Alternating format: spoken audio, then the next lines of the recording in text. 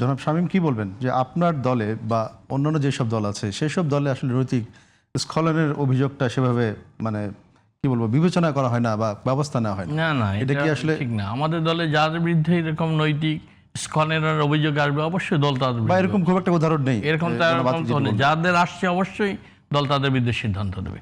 দুর্নীতি এগুলো আমাদের গঠনতন্ত্রেই রয়েছে। বিএনপির জাতীয়তাবাদী দলের শহীদ রাষ্ট্রপতি জিয়া রহমান প্রতিষ্ঠা লগ্ন থেকে শেষ পর্যন্ত অ্যামেন্ডমেন্ট হয়েছে আমাদের গঠনতন্ত্র, সেখানে রয়েছে কোনো দুর্নীতিবাজ, অসৎ লোক, চরিত্রহীন, নৈতিকতা স্খলনজনিত লোক তারা দায়িত্ব পালন করতে পারবে না। স্পষ্ট ঘোষণা রয়েছে, ডিক্লারেশন রয়েছে আমাদের গঠনতন্ত্রে, কেউ এটা পারবে না। দেখুন আমার এখানে যদি আমি দেখে আপনার খুব আমি জানতে চাই আসলে এই যে এখানে আমার দেশ পত্রিকা 31 মে 2026 লক্ষ্মীপুরের দর্শনের অভিযোগে যুবদল নেতার বিরুদ্ধে মামলা, এটা কোনো দলীয় পদক্ষেপ না, বিরুদ্ধে ব্যবস্থা নেওয়া হোক। দেখেন এই যে এখানে আছে যুগান্তর হলো 13 জুন 2026 কাছাকাছি সময় নারীকে সংঘবদ্ধ দর্শন অভিযোগে যুবদল নেতা সহ গ্রেপ্তার 2 হ্যাঁ বহু আছে গ্রেপ্তার হয়েছে, মামলা হয়েছে, দর্শন যারা অপমানে অপরাধ এসেছে, করবে কিন্তু তাদের বিরুদ্ধে ব্যবস্থা নেওয়া কিন্তু হচ্ছে। দল কিন্তু তাদেরকে পক্ষে নিচ্ছে না।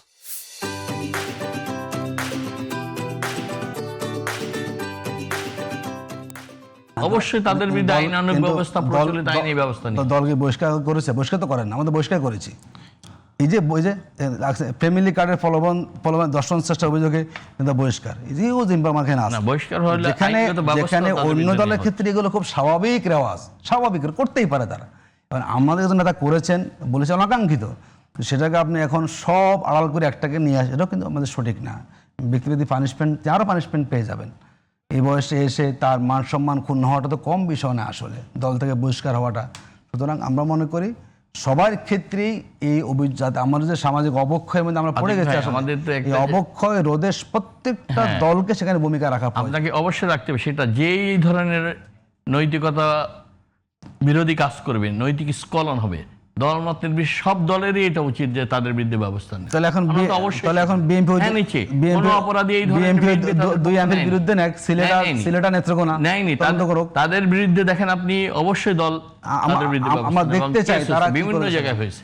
কোন জায়গায় দল বহিষ্কার করছে, কোন জায়গায় কেস হয়ে আইন, দেশের প্রচলিত আইনে তাদের বিরুদ্ধে ব্যবস্থা। দেখুন আমরা তো এই আলোচনা আসলাম, যদি আমরা এখন আলোচনা আসি যেটা আজকে বাংলাদেশে মনে করেন কারেন্ট ইস্যু, যিনি আমাদের রাষ্ট্রপতি আছে, আমি ওই একটা নৈতিকতার প্রশ্ন না, যে রাষ্ট্রপতি তিনি তার অনেকগুলো গোপনীয়তা লঙ্ঘন করেছেন, বহুবার আমরা বলেছি, এবং তার জায়গা থেকে তার যে সম্মানের জায়গাটা বহুবার তিনি লঙ্ঘন করেছেন। তো অনৈতিকতা সব জায়গায় এখন ছড়াচ্ছে আসলে। আপনি রাষ্ট্রপতি যিনি অনৈতিক কাজ করেছেন, যিনি মিডিয়া সাক্ষাৎকার দিয়েছেন, যিনি আগে বলেছেন যে হাসিনা পলাইছে, বলে না হাসিনা পলায় নাই, হাসিনা রিজাইন করে নাই, তো তিনি যে করেছেন তার বিরুদ্ধে কোনো পদক্ষেপ দেখি আমরা দেখলাম যে এই বিএনপি দীর্ঘ সময়, এখন আবার দেখলাম আবার গণেশ উল্টে গেছে। এখন এতদিন আমরা সবাই বলেছি এই প্রেসিডেন্টকে দিয়ে চলা যাবে না, আমরা পার্লামেন্টে ওয়াকআউট করেছি, বক্তব্য শুনি নাই, সবাই শুনেছেন, হাততালি দিয়েছেন। এখন যখন দেখা গেল উনি লন্ডনে গিয়ে গোপনে আলাপ করেছেন ওই ফ্যাসিবাদের নেতৃত্বে, এখন বসে না তাকে রাখা যাবে। তার মানে দেখুন, যেটা আমরা আগেই বলেছি, এই ব্যক্তি নতুন বাংলাদেশের জন্য উপযুক্ত না। ফ্যাসিবাদের পতন ঘটেছে, তাকে নিয়ে বারবার আন্দোলন হয়েছে তাকে বাদ দেওয়া, অপসারণ করার জন্য, কিন্তু কোনো আন্দোলন ইন্টারিমের সময় বিএনপি মাথা দেয় নাই। ওরা দেখলাম কি ওনার খুশি হয়েছে যে উনি হাসিনাকে ফ্যাসিবাদ বলেছে। এখন যখন দেখো লন্ডনে গিয়ে দীর্ঘ আলাপ করেছে ফ্যাসিবাদের, এখন বলো না তাকে তো রাখা যাবে না। তো আপনি যে দলগত কারণে একটা অনৈতিক ব্যক্তিকে আপনি সমর্থন লম্বা সময়, এটা তো একটা অনিকতার বিষয়। এখন যখন দেখলেন আমার তো দলীয় স্বার্থ ক্ষুণ্ণ হচ্ছে, এখন আলোচনা আসছে তাকে এখন অপসারণ করতে হবে, এখন সে অসুস্থ হোক চলে যাক, কোনো আপত্তি নাই। এটা আপত্তি কেন করলেন?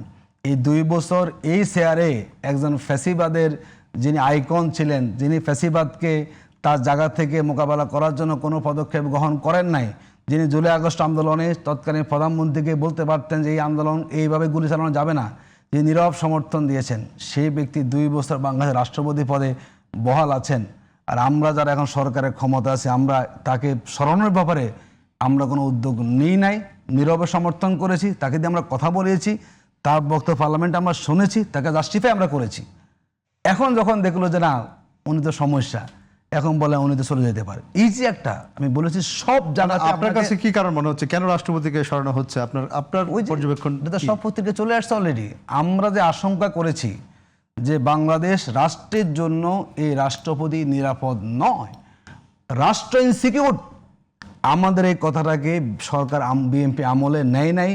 ইন্টারিমের সময়ে সব দল আমরা একমত হয়েছে রাষ্ট্রপতি থাকা যাবে না, শুধুমাত্র বিএনপি তখন বলছে না আমরা রাষ্ট্রপতিকে চাই, অপসারণ হয় নাই। এবং আমরা দেখলাম এই 5 মাস পর্যন্ত একটা টু শব্দ করে নাই রাষ্ট্রপতি এখন নিয়ে। কি সেটা প্রমাণ হয়েছে এখন যে রাষ্ট্রপতি প্রমাণ হয়েছে না? এখন যখন দেখুন কি ব্যাপার, উনি লন্ডনে গেলেন, শপিং করলেন, আর সেখানে গিয়ে তিনি গোপনে লম্বা সময় আলাপ করেছেন রাষ্ট্রে কি হচ্ছে, রাষ্ট্রের যে নিরাপত্তা, উনি রাষ্ট্রপতি জানেন কি হচ্ছে।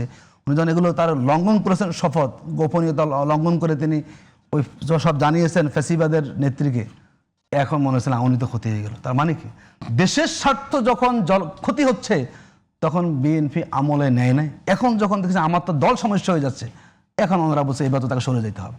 এই যে আমাদের রাজনীতিতে নৈতিক দিকটাকে আপনি দলীয় কারণে হলো কনসিডার করেন, এটা কিন্তু আমাদের আলোচনা আসা প্রয়োজন।